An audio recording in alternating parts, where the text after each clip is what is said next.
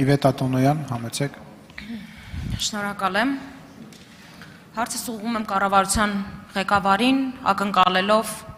առանց խուսանավումների եւ առանց մանևրելու պատասխան։ Ամփոփելով այս իշխանության պաշտոնավարման 3 տարիները, մենք ունենք հետեւյալ պատկերը. Պարտված պետություն, հազարավոր զոհեր,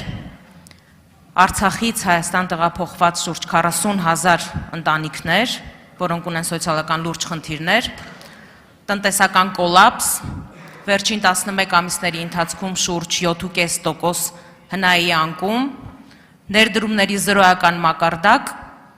համավարակի դեմ պայքարի գործընթացի ձախողում, հազարավոր զոհեր դրա արդյունքում եւ նաեւ հանրապետությունում ձևավորված միմյանց հանդեպ թշնամանքի մթնոլորտ։ Այս ամենից պարզ է դառնում մեկ բան, որ այս իշխանությունը վարչապետի գլխավորությամբ պարզապես չի կարող լինել մեր հանրապետության ֆիզիկական, տնտեսական, սոցիալական, բարոյահոգեբանական անվտանգության երաշխավորը։ Այսօր, երբ յուրաքանչյուր օր մեր երկրի սահմանային բնագծերը GPS-ով փոխվում են, որպես կանոն ի նպաստ բացառապես Ադրբեջանի, մենք շարունակում ենք ստանալ բազմաթիվ ահազանգեր նաև Տիգրանաշեն համայնքի բնակիչներից, որը առավելապես հայտնի է որպես Քյարքի, եւ այսօր ես ուզում եմ, որպեսզի այս ամբիոնից վարչապետը ասի բաց տեքստով. Արդյոք Տիգրանաշենին չի սպառնում նույն ճակատագիրը, որը որ բաժին հասավ Շուռնուխ եւ Որոտան համայնքներին եւ ընդհանրապես որևէ այլ բնակավայրի, որ մարզում էլ որ դա գտնվելու լինի։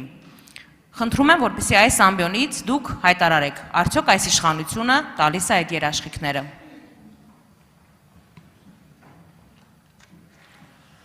Հարցին կպատասխանի վարչապետ Նիկոլ Փաշինյանը, համեցեք պարոն վարչապետ։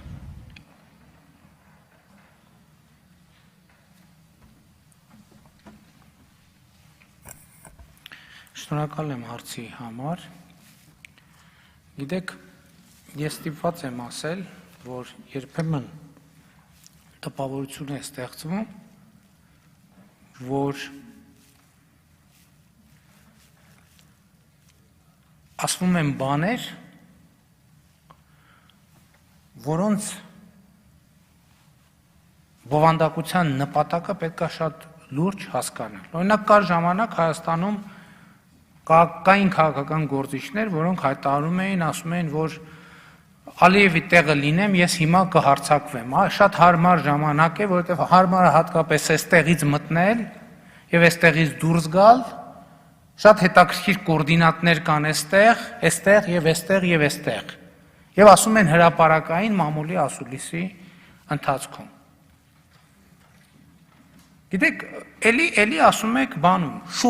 Շուռնուխի ճակատագիր որոշել եք դուք 2010 թվականին վարչատարածքային բաժանման մասին օրենքին կողմ քվեարկելով դուք ձեր խմբակցությունը եւ այսօր այս դահլիճում նստած մարդկանցից անձամբ կողմ քվեարկողներ կան այդ օրենքին։ Այն ժամանակ, որ ընդունում էիք այդ օրենքը, դրա մասին չէիք մտածում։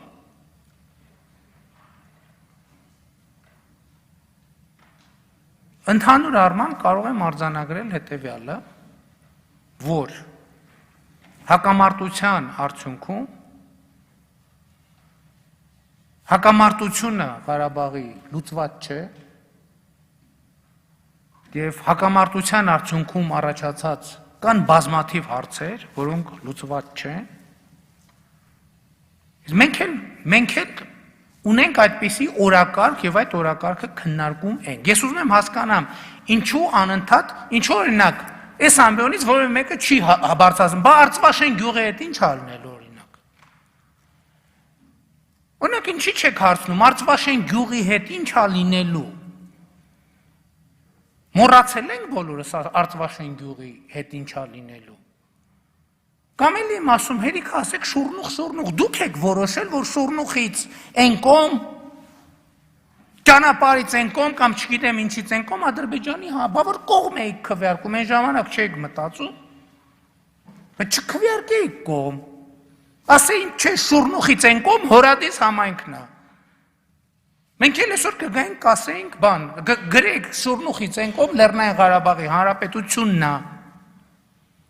Չգրեք շուրնուխից են կողմ Ադրբեջանի Հանրապետությունն է ու կողմ չքվեարկեիք։ Իսկ ընդհանուր առմամբ ուզում եմ ձեր ուշադրությունը հրավիրել այն փաստի վրա, որ Հայաստանի Հանրապետությունը, ինչպես Վրաստանի Հանրապետության հետ, այնպես էլ Ադրբեջանի հետ չի արել սահմանների դեմարկացիա եւ դելիմիտացիա, եւ այն իրավական մոտավորապես հիմքերով, ինչ որոշվել է Հայաստանի եւ Վրաստանի սահմանը, նույն սկզբունքով որոշվել է կոնկրետ ձեր ասած հատվածում Հայաստանի եւ Ադրբեջանի սահմանը, մնացածը դելիմիտացիա եւ դեմարկացիա հարցեր են։ Օրինակ նույն ձեր ասած Տավուշի մարզում կամ Սյունիքի մարզում, Վայոց ձորի մարզում, օրինակ կան հայկական տարածքներ, որոնք մինչև այսօր գտնվում են ադրբեջանական Արարատի մարզում, կան տարածքներ, որոնք մինչև այսօր գտնվում են ադրբեջանական վերահսկողության ներքո։ Ինչի՞ այդ հարցերը չեք բարձրացնում։ Այսինքն ես ուզում եմ հասկանամ, մեր քաղաքական միտքը սնվում է բացառապես ադրբեջանական լրատվամիջոցներից, մեր ընդդիմությունը սնվում է բացարձակապես Ադրբեջանի խոսույթից, Տավուշի մարզում կան բազմաթիվ հայկական տարածքներ, որոնք մինչև այսօր գտնվում են Ադրբեջանի վերահսկողության ներքո։ Ինչի՞ չեք օրինակ կառավարության առաջ դնում հարց, ինչի՞ չեք գնում այդ տարածքների վերադարձի հարցը բարձրացնում։ Արձագանք։ Նախ սկսենք նրանից, որ ընդդիմությունը բացարձակապես ի տարբերություն իշխանության շատ ու շատ ներկայացուցիչների ոչ ադրբեջանական լրատվամիջոցներից է սնվում եւ ոչ էլ գաղափարական նրանց այսպես եզրույթներն է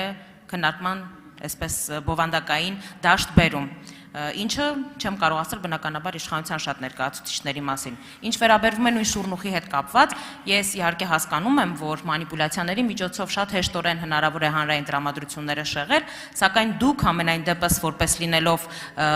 նախկինում падգամավոր պետք է որ շատ լավ իմանայիք, որ նույն ձեր մատնանշած վարչատարածքային բաժանումների օրենքով որևէ կերպ չեն ամրագրվել պետական սահմանները։ Սա այս մասով եւ ամենավերջին հերթին հաշվի առնելով, որ դուք կրկին անգամ որևէ հստակ պատասխան չտվեցիք կոնկրետ Տիգրանաշենի ճակատագրի հետ կապված իմ հարցին, իսկ ինչ վերաբերվում է, որ ընդդիմությունը պարբերաբար դրանք հնչեցնում է, որովհետև ձեր եւ Ալիևի միջև ձեռք բերված բանավոր պայմանավորվածություններից այլևս մենք չգիտենք, թե ինչ կարելի է սպասել, եւ հանրագումարի բերելով այս ամեն ինչը, չեք կարծում արդյոք,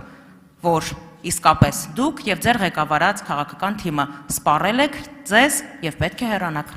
Լավ, շատ լավ, սպառել ենք մեզ, մենք ձեզ ասում ենք եկեք գնանք արտահերթ խորհրդարանական ընտրություններ անենք, տեսնենք ով է սպառել։ Լավ, սպառել ենք, բայց դուք եք որոշելու սպառել ենք, թե չենք սպառել։ Մենք ասում ենք դուք չեք որոշում, մենք էլ չենք որոշում, թող որոշի ժողովուրդը։ Հետո էլ ասում են, բա ինչի ձեր խմբակցությունում բան, եթե վստահության, չգիտեմ, ինչ հարց ունեք,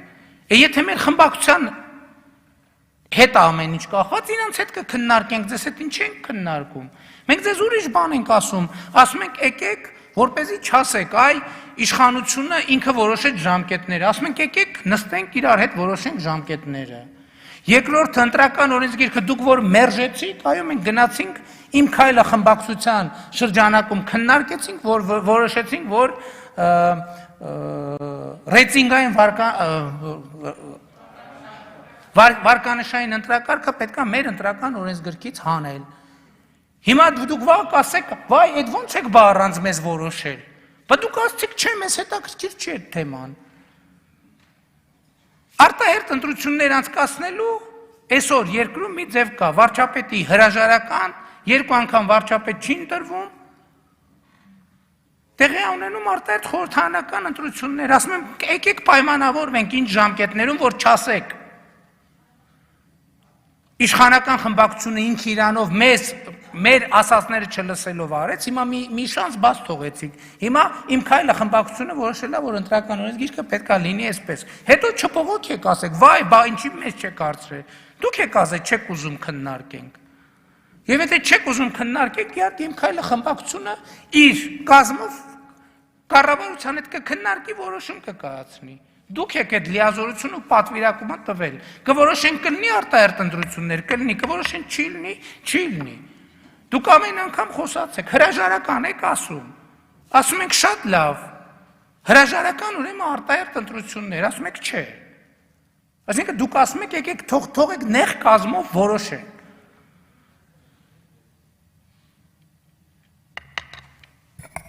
Դուք ավելի լավ է ձեր քաղաքական խոսույթի մասին մտածեք։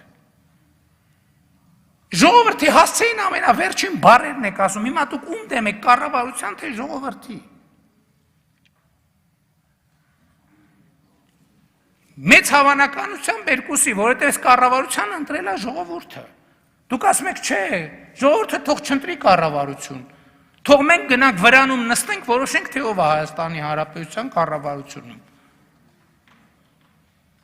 Վրանով չեն որոշում։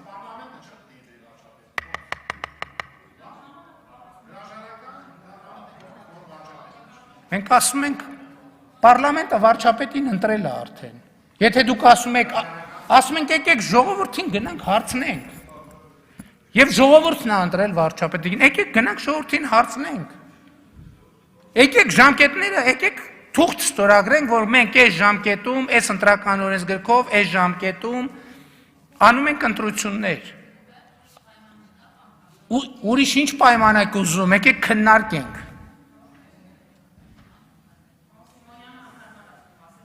Ես անարմատ չեմ զգում, կարևոր եմ համարում, թույլ եմ տալի բոլորը արտահայտվեն։ Պարոն վարչապետ։ Շնորհակալ եմ։